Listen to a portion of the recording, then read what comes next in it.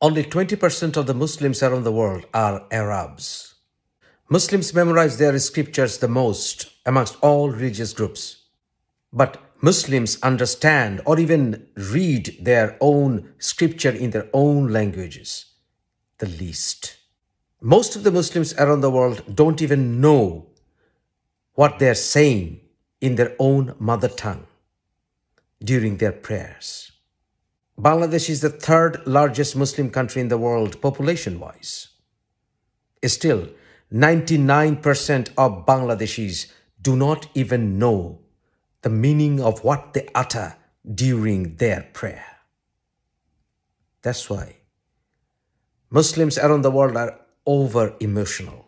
They are driven by emotions. They utter their Arabic words like mantras in foreign tongue.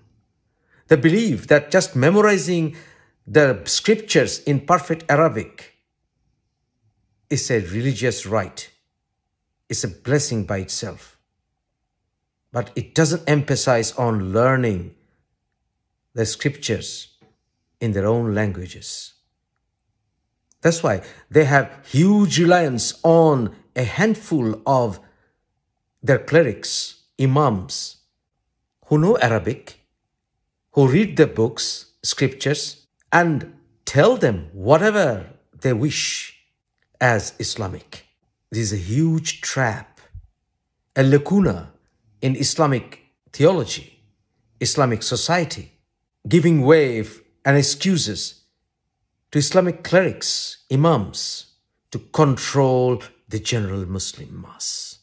Muslims around the world know their own religion the least.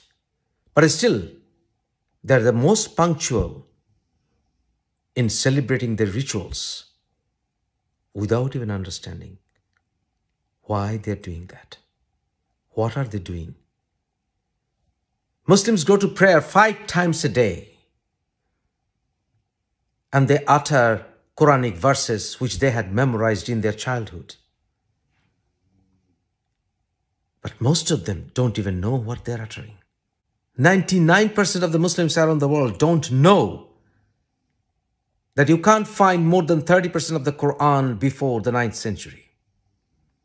Most of the Muslims don't know that the manuscripts of the Quran are full of contradictions.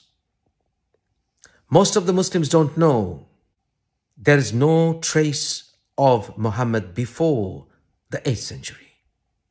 Most of the Muslims don't know there is no trace of Abu Bakr, Umar, Uthman, the so-called greatest caliphs or companions of Muhammad before the 8th century.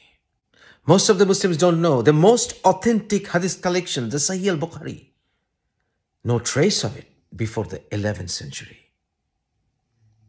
And the earliest compilation of the so-called Sahih Bukhari can only be found in the British Library, dating back to the 12th century.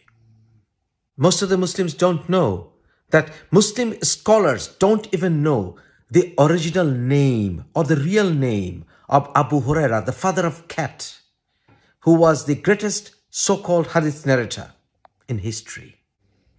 They give 15 different names. Most of the Muslims don't know there is no historical evidence of Muhammad's wives ever existing. Most of the Muslims don't know that there is not a single verse in the entire Quran that Muslims should bow 5 times a day towards the Kaaba in Saudi Arabia. Most of the Muslims don't even know that there is not a single scripture before the 9th century which claimed that Muhammad the Prophet was buried in a city called Medina. Most of the Muslims don't know the name Muhammad can't be sustained in Arabic grammar.